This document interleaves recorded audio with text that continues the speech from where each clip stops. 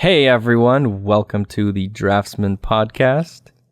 If you love art, particularly the craft, I'm going to have to just say it in my own That's words. just terrible. That's so bad. I should do it instead of you.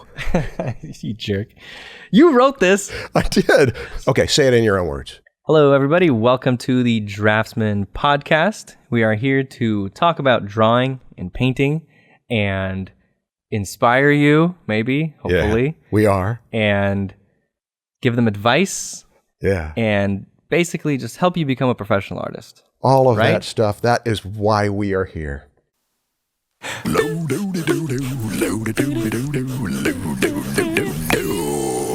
the Draftsman Show. Yeah.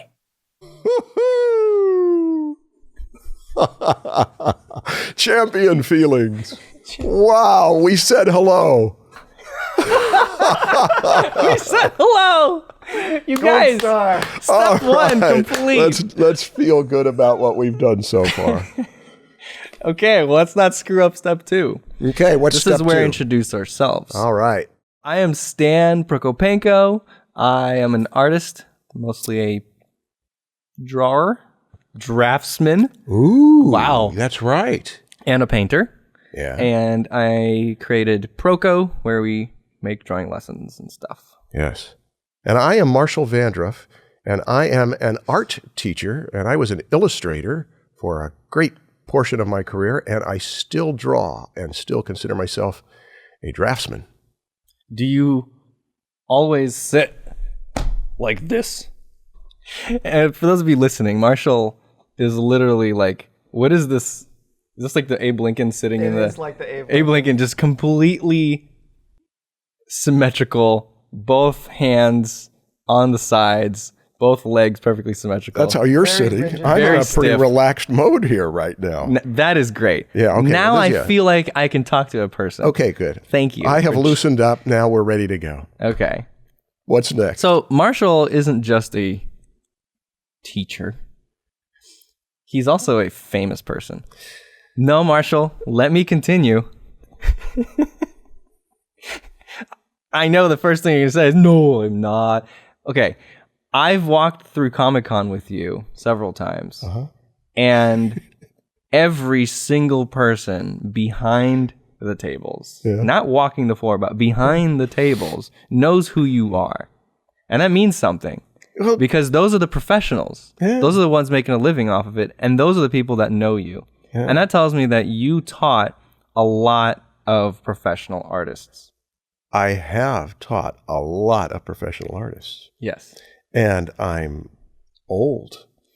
And that means that there's been a True. lot of years. Yeah, I've been true. teaching since I was 26 in colleges, and I'm 60 now, so that's 35-ish years. Yeah. And a lot of the stuff that I've taught has been the popular arts, which comics, concept art, game design, animation, taught a lot of animators. And so, yeah, they go into the entertainment arts. So, yeah, that happens at the Comic-Con. But thank you. Yeah. For- I needed to say that because you're not going to talk about yourself kindly. I feel excruciatingly uncomfortable with these compliments. I don't know why. You're old. Yeah, that must be it. No, I think I would have felt uncomfortable when I was younger. Let's see. Okay, I'm going to turn the tables on this. Talk and some, I'm going to compliment good you and things make about you me, yeah. squirm. Oh, Let's watch. Let's see what I can do feel to Stan. so good when people talk about me. 6 years ago, it was 2013. Somebody sent me a video and said, you got to see this guy's video. It was how to draw the head from any angle. I went to it. It was pretty popular. It was also really good. There was so much content in there that the amount of time I spent in a class is 23, 25, 26 minutes to explain the Loomis head. And I thought it was the most concentrated thing in the world. And then Stan, in 6 minutes, not only explains it, but he does it better than I had ever done it in front of a classroom. So I said, I have got to meet this guy, and then met you, and now we sort of work together. You're right. You did make me very uncomfortable. Yeah. How? Why? I don't know. Was it because I was It was extremely powerful. because of my pitch for how if you haven't seen that one, it was your intensity. over 2 is it 2 million or 200 million people have seen it now? The how to draw the head from any angle. Incorrect, both of those. 5 million. 5 It's million. 5 million people have seen that video, which means that they have learned more efficiently on how to draw the head from any angle than any other video I know of. Okay, I did it. I made you feel uncomfortable. I thought you were going to be sitting there going, oh, man, you're did. right, Marshall. I rock. did. No, I'm uncomfortable. Okay, good. Good. Okay. Now we're set up. We are Mission accomplished. Everyone's uncomfortable. So, Marshall, what are we going to this podcast? Okay, people don't know why we're doing this kind of. Okay, So let's talk about why we're doing this. We are doing this podcast because we get tons of emails, and you get more than I do because you get Instagram Probably, and yeah, everything probably. else of people asking Yep. questions. But you get enough emails asking you because- questions, and there comes a point where I feel terribly guilty for not answering. So this is an opportunity for us to answer questions Yes. and Yeah. do it for the world. It's true. We want this podcast to be a better communication with our audience than what our my lessons are. Yes, when preparing lessons that are canned lessons, recorded lessons, rehearsed lessons, where everything's controlled, it's different than when we open it up to where we actually respond to things that you are concerned about. So that's it. This is going to be dialogue, not monologue. Biolog. Multi-log, trialogue, quadrilogue, quintologue. So many logs. So many Dang. It's going to be, yeah. We were having lunch, and we were talking about students fearing critiques. What do you think about that as a topic to discuss? I think it's a good one. I think it's an important topic to discuss. You have anything to say about it? I have several things to say about it. Yeah? You want to start? Is this the platform to do it on? Yeah, this is the platform to do it on. This is a podcast, Stan. You're the star. All right. Go. Okay. So critiques are one of the most important things, one of the important elements about learning anything, I think, right? Any kind of art form or anything that you need to execute, any kind of performance or anything that requires trial and error, I guess. Oh. Like sports, music, art. Learning anything requires a feedback loop. Yeah. Talk about that all the time. So critique is technically critique is a part is of the feedback. feedback loop. Yes. Brief description. Okay. The feedback loop is you do something, you probably make a bunch of mistakes doing it. You get feedback on it from a teacher. You could use a measuring tool.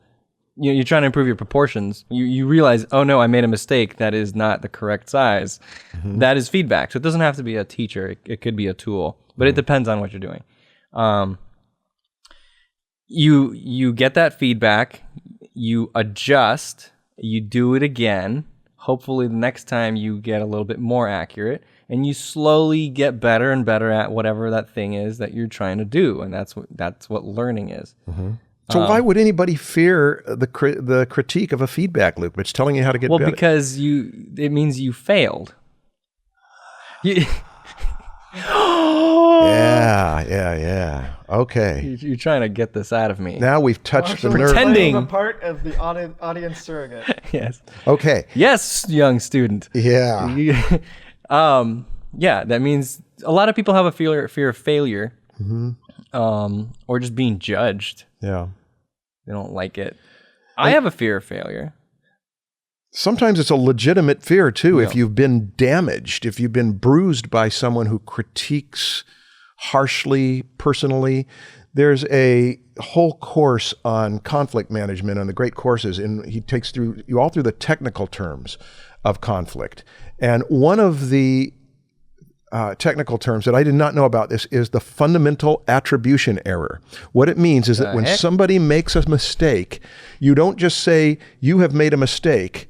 It's that you suck. You are a mistake. Oh. It's because you are this way, so and your dad was that way too. And you did. Yeah. Every little thing you do, that is who you are. That's right. And so you are held to a standard of unrighteousness. It's like, this is the bad that is you. And so anything you do, even if it's good, we're going to say, that's pretty good for a guy who's that bad. In Instagram, the next person to ask for critique, I'm going to say that. That's pretty good for a guy that's as bad as you. Is that how it went? That's what we should say to anyone who puts first on YouTube. First Comment. That's a pretty good comment for a person as bad as you. You know you have committed the fundamental attribution error when you start to refer to other people by the person's name who you associate with that particular badness. It's a way of labeling. It's a way of putting a person into a category so that they can't win now. But here's what I think about critiques. They can be emotional. And when it's emotional, they did some experiments where they found that if a machine tells you that you did something wrong and it has no emotion in it, you don't want to get back at the machine in the same way that you want to get back at a person who's made the judgment. Because now there's flesh and blood. Huh. It's a revenge thing? It's like they're hurting you by giving you a critique? Robert Sapolsky talked about it, but I can't remember exactly in which lecture it was. It might have been in one of his Being Human lectures, where they were talking about whether you will take a punishment as long as you can give a punishment to the other person. Oh. But people do not do that with a machine. I would think that it's because a machine doesn't have emotion, so you know it's not judging you. Yeah. And so you don't have any embarrassment. Right. It's like your own little secret thing. Yeah. So you don't feel bad about it. But critiques are emotional, and there's a whole handbook of critiques, of how to handle critiques that a colleague at Fullerton College gave me Have you recently. read that book? I've gone through it, and I want to... Can you summarize it for us? No, I'm not prepared to, but I would like to. This is what this episode's about. I have another colleague who... That would have been perfect. We put together a whole document on what not to do during critiques and what to do. Do you have this document? Yeah, I have this document. Can you summarize it for us? I can't right now. No, God damn it, Marshall. But that's because it's in process, Stan. I mean, I've got the raw material, but you have now elected me to put together a class on critiques. Can you give us a few memorable bits from that document that you remember that are like, oh, this is gold?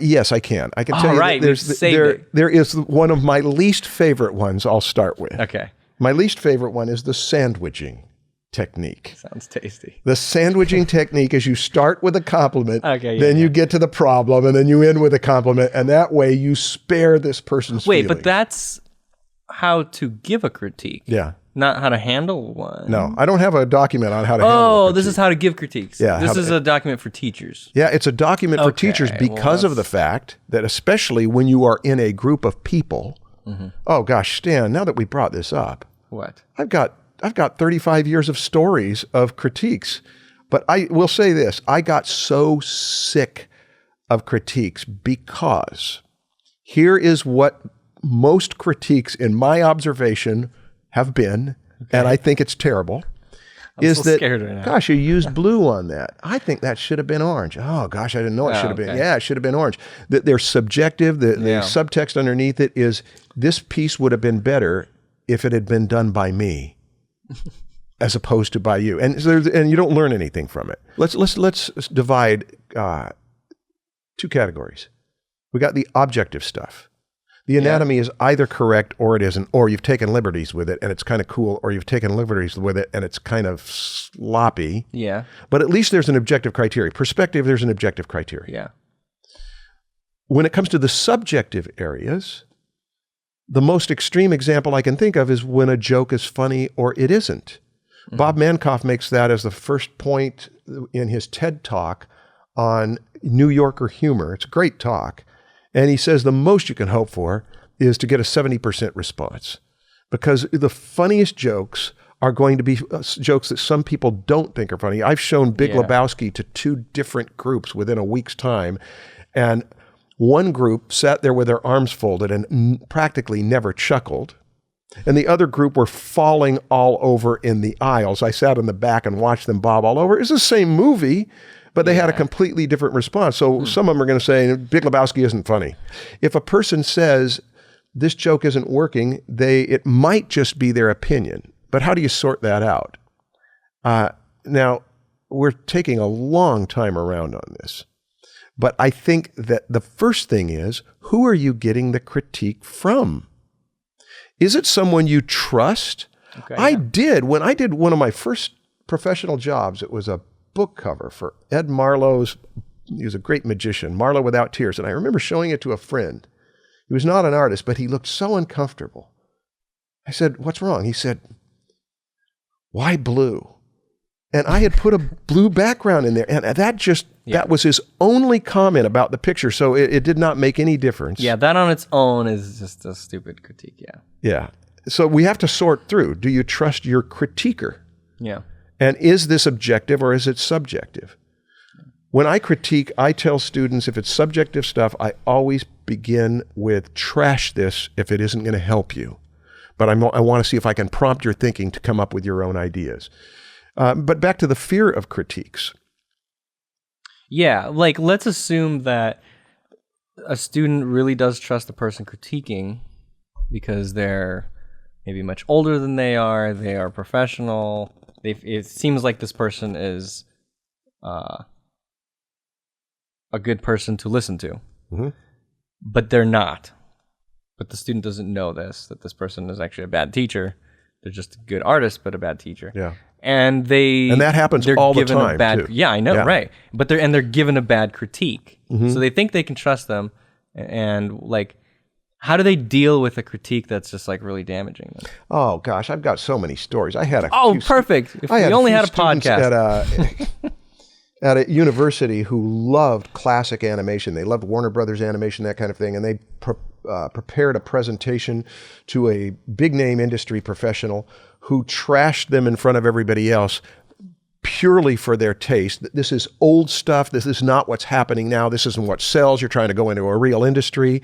And I was not there for it, but they told me about it. I remember fuming about it. The good news is that at least 3 of those guys, that was 15 years ago, are having really good careers in cartoons because they had a vision for what they wanted, and someone who trounced on the vision, it was strong enough to get back up after the trouncing and live. Yeah. So they got thick skin and they learned to navigate through this cold environment. I'm inclined right now to categorize. I want to categorize. Please. Okay. You got people who are fearful of critiques. Yeah. If you're too fearful of critiques, you cannot get better because you can't take negative feedback. There are people that I know. I have a student right now doing extraordinary work who invites critique and invites critique and invites critique. And when you give critique and give critique, they write everything down, and then go work on it. And it's amazing to see this student's trajectory to quality. Yeah. So those are the two caricatures. The person who can never get better because they can't take anything negative, and the person who's going to get great because they invite negativity. However, there is also the person who invites feedback and tries to ingest it all. I had a student like this who wanted everybody's feedback, and it yanked the student in so many directions that they lost their own vision because they were taking critique too seriously. And then on the other hand, you've got the people who say, do not respond to that. I don't want anybody's feedback because they've got such a powerful vision. And they're right. Frank Frazetta seemed like the type that if you gave him your opinion about his painting, he'd say, I don't care about your opinion. This is my painting and it's good. And he was right. Kubrick seemed like he had a lot of that in him too. So those are the 4 categories, and each one has its own counterpoint. But it's, to me, the ideal is to have a vision. And if you've got someone who shares the vision and understands it, how will they help you get closer to it by saying, here's where we're off course? And I bring them up really often in my teaching, but I think that they're great examples of it. The Coen brothers seem like they have a strong enough shared vision to where I just don't imagine them arguing a lot. People who have said that when they work with them, that they seem like they're really on key with each other. They have a shared vision of it. They know what they want, but they're also open to ideas, which means they know where they're going. But if someone can help us get there better, then let's go with that. And that is the combination of, Walter Murch uses an analogy about editing, being like an umbrella.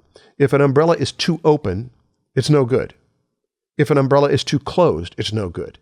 So the only way to make an umbrella good is it has to have the tension between being open and closed.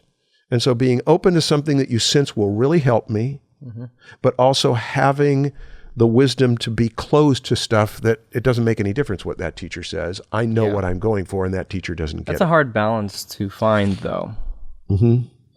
Because if you're kind of new, you should be more open, right? If you're a beginner, how do you judge a critique if you really don't even understand the fundamentals of drawing? I feel like a lot of students, if they try to choose what critique is good and what critique is bad, they're just gonna go to that excuse that, oh, this is my style, and like I meant to do that, like, you know, instead of listening to feedback about fundamentals. Yeah.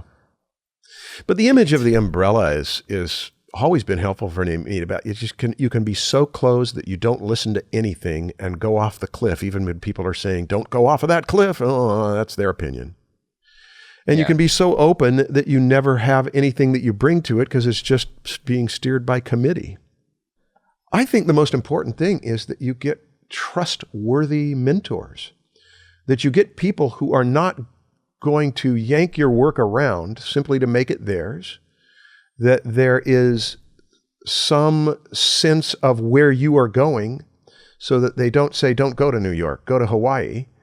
They've got an idea of where you're going, and that you can pretty quickly, I think, pick up whether they're going to help you along or whether they're going to fit you into their own agenda. And I think there's a nice balance of how many people to learn from as well. I think like the Atelier system is a pretty good balance where you're learning from a small group of people, so you're not yanked in too many directions. Like at a university, you might have 30 instructors.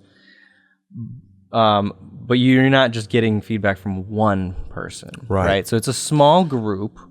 They mostly have similar opinions, so they're teaching you similar fundamentals. Like the structure of the school has a very similar direction that they're going towards, but they're all still individual teachers that have opinions, and they're gonna talk to you in different ways. And so you have that variety, but also it's a focused variety. And I think that's a very good balance. I do too. Community, a small community is a big part. Given the, aside from the reality of mob mentality, that groups can go really wrong in some ways, there is something to be said that when somebody says, this isn't working for me, or I wish this group were more than this way, that you get this dialogue going in to balance it.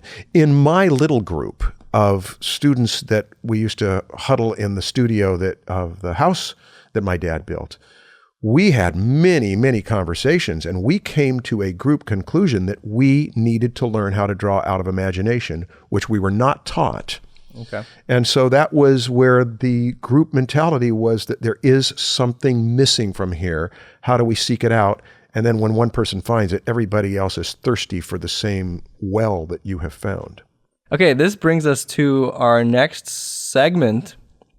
Voicemail questions? Voicemail questions. Do we have Is real that the questions from real living people? I hope so. Real people. We do. We really do And you're have gonna some. play them so that we'll really hear them? do. Okay, so we just posted an Instagram story. We did. Like 30 minutes ago to call a number and to ask us or leave a voicemail with a question. And actually, I should tell them the number so you guys, after this podcast is done, after you're done listening to this, call this number and ask your question, and we might include it in one of the future episodes. So the number to call is 858-609-9453. Leave a voicemail, ask a question. All right, Charlie, can you play us the first or the only? Do you have the best one, or how many are there? Here, we'll start off with this one. So many questions for you. Hello? Oh, I'm not really sure how this works. Can you hear me? Oh, no, you can't answer me. Anyways, hi. My name is Teresa, and I could not believe when I saw that you posted your actual phone number on Instagram. I was like, wow, brave. Anyways, I follow you on all of your social media, on YouTube, Charlie, this is and horrible. Twitter, obviously. Let's pick another one. That was Caitlin, right? Caitlin did that, and she was... You saw through it. No, it was so was reading bad, Caitlin. I believed her. Wait, really? I thought it was someone You thought that was real? But I thought it was like a personals ad. Oh my god, that was fake. Okay, sorry for that, guys. That was my assistant. Is there another one? There's a real one. God dang it, she's fired. Hi, my name is Dan, and my question is, I want to know how attempting styles like photorealism will sort of benefit other art styles, like more illustrative styles, because many people have advised me to attempt photorealism, and that'll kind of help teach me how to, I guess, render better in other styles. So I just wondered what your thoughts are on sort of the benefits of attempting photorealism and if it's worth it. And yeah, thanks. That's a great Good question. That's a really good question. I'm glad we did this. Me too. I have lots to say. I do maybe too. just one. You can big go thing. first. Okay. I think the benefits of photorealism, or not even necessarily photorealism, representational. I don't think it has to be extremely detailed. You know, because photorealism implies detailed, like to the point where you're like rendering like little like skin pores. I think it just has to be representational, and the reason it's good to learn that is because you learn the science of how we see things. So you learn color theory, you learn how light on form works, and if you have that goal of making it perfectly realistic, or of depicting it correctly the way we see it, you're putting a high standard for yourself to learn things correctly and not get away with any kind of mistake. You know, when you have these hard rules, then anything that's off is a mistake, and it's not like a stylistic choice anymore. Right? So you have very clear rules, and that gives you the ability to learn all these things at a very high level. And then once you learn all of these rules, all of these sciences, then you'll be better at breaking these rules. I don't think that I don't think that photorealistic art is necessarily like the best form of art.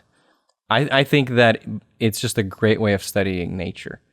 And then you can take that wherever you want to go. I feel exactly the same way. In fact, photorealism as art bores me. Yeah. I agree. However, if you want to master technique, what better way could it be?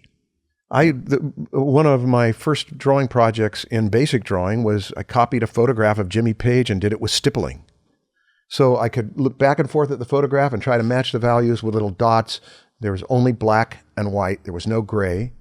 And then to master graphite technique, one of the best ways to master pencil is to copy a photograph and copy it exactly. And that way you've got an objective standard against a measure. This goes to the critique thing. Want to master watercolor? Well, watercolor is a more expressive medium. But one way to get familiar with the materials is to copy a photograph and use washes and dry brush and that kind of thing. Because again, you either hit it or you didn't. Your value was off or it wasn't. Your color was the right temperature or not. So it's a great way to get familiar with your tools, your technique, developing your eye, sensitivity to value, sensitivity to color. And also you get a little product out of it so that your family, who may know nothing about art, say, look, my kid did this. This person's special. That was a big part of it with me. Is like, if I can do a picture of Jimmy Page and make it look like the photograph with little dots, I've got to have something like talent. Yeah. Yeah, a lot of the drawings I did early on were just of my family. Your family, they're free models, you guys.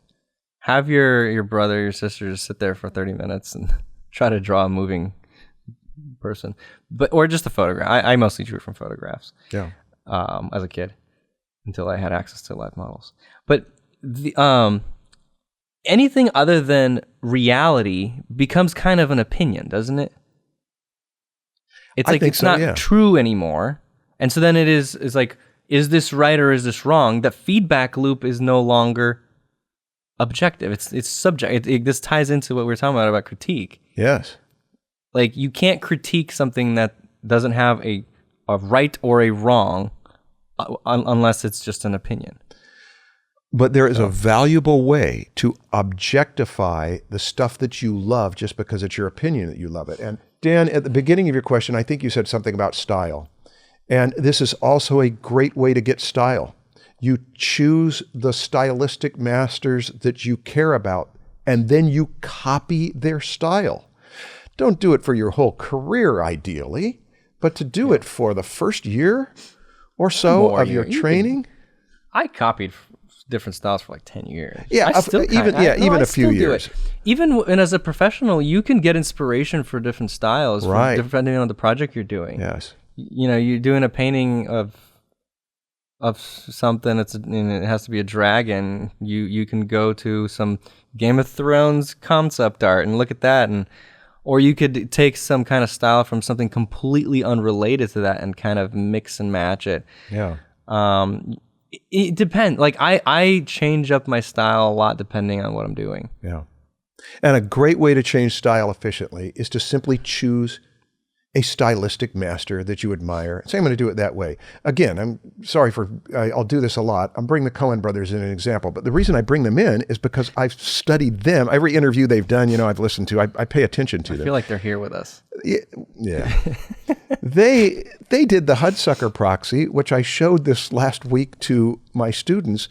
It's an extraordinary film, even if it failed, but they did it in response to old movies from the 30s and 40s, Preston Sturges, Howard Hawks, Frank Capra.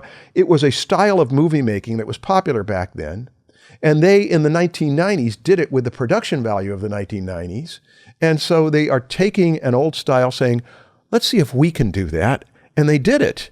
And they've done that over and over. So to do homages to, even when you're a professional or when you're a student at least, to say, let me see if I can do it like another grown-up, put on that grown-up's clothes, and then become that grown-up. Yeah. Cool. Well, thank you, Dan. That was a great question. Yeah, good question, Dan. Marshall, you know what it's time for? What is it time for? What's your thing? Oh, say that again. I like how you say that. That's a good... What's your thing? Wow. Oh, I thought you were about to say what? Oh, I was just impressed with your what's your thing. There you go. Very good. We don't actually have a name for it. No. We just wanted to have a segment where we talk about something that we found that's new, that we like, or maybe not new, just something that we like. Okay. Marshall, what do you like? Well, I've got so many things on my mind. I got to sort through it. Hey, can it be something that I'm excited about that hasn't yet happened? Yeah. Okay.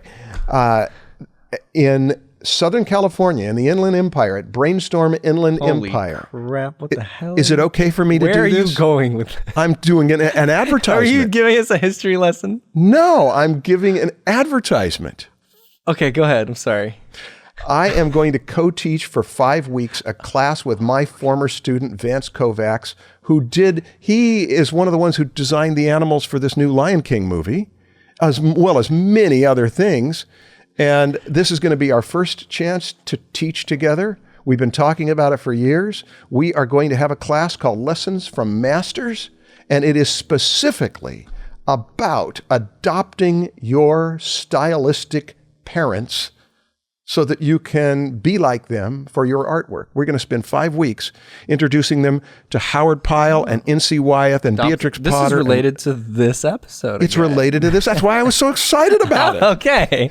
Tying it in, Marshall. It is an advertisement, but it is also something I'm quite excited about because Vance and I have been conversing on the phone for many years, but we haven't really had any outlet for it. And now we've got 5 Tuesday evenings that we are going to be with students live in a classroom and share our favorite artists and derive lessons from them, and also encourage the students, even on the first week, to adopt your artistic parents.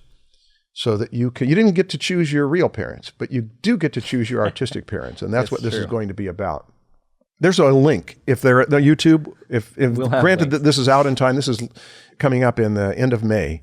Yeah, this will probably come out like right before that. So they'll probably have time to. Yeah, even if it's right before that, because we hope to do it again if it works. Perfect. And we hope to we'll make have a this link if you guys are in the what area?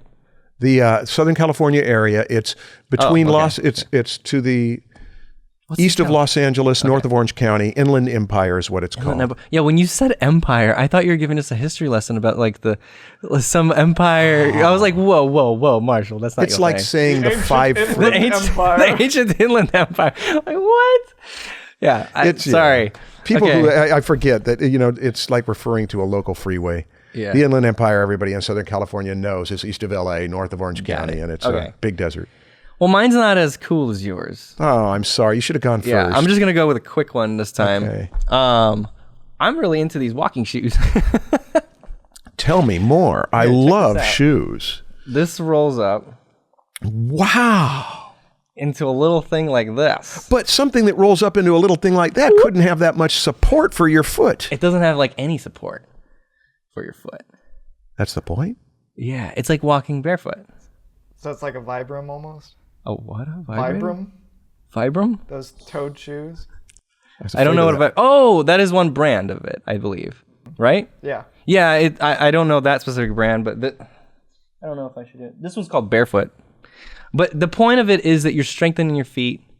These have been around for a while. That's not new. I walk to work almost every day, and so this actually has helped me a lot in like just back issues and That's great. strengthening your feet. And I've tried running in these, and it helps. I learned about myself that I'm a toe runner. You know. I thought everybody was a toe runner. I thought it was a difference No, between... you land on your toes, not on your heel. Oh, that. Yeah.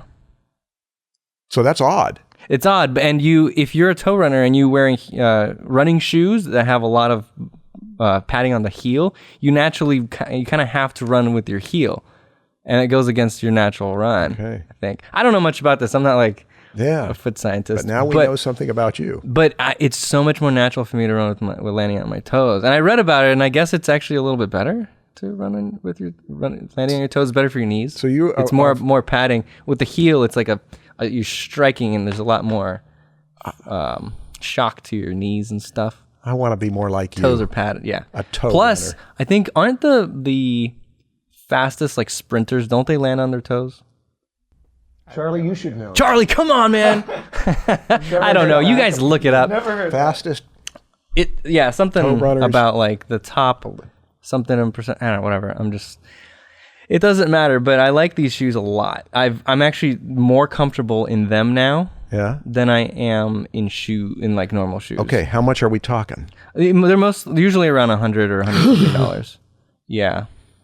The only thing they have is like it's rubber on the bottom, so you don't step on like a sharp thing and poke yourself. It'll protect you from stuff on the street, but it has like no support. Okay. Yeah, you can really feel the texture of the ground that You you're feel, on. yeah, you feel the ground. You too can have $100 shoes that give you no support. Yes. Product brought to you by Lazy. Okay. Yeah, that's it, guys. Thank you very much for, Good question, for Dan. joining Thank you. us.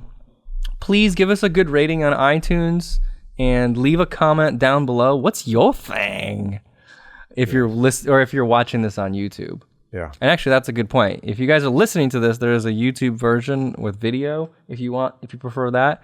And if you're watching this, there is a audio version on any podcast app that you prefer. So you could listen to it while you're driving or while you're painting. So please subscribe, Proko.com/Draftsmen. Leave us a comment, leave us a like, leave us a heart. Give us your money. Yeah, we'd like to know what you think. We'd like to get feedback from you. give us feedback and tell us what you think. Okay. Great. Thanks. All right. Bye, guys. Bye.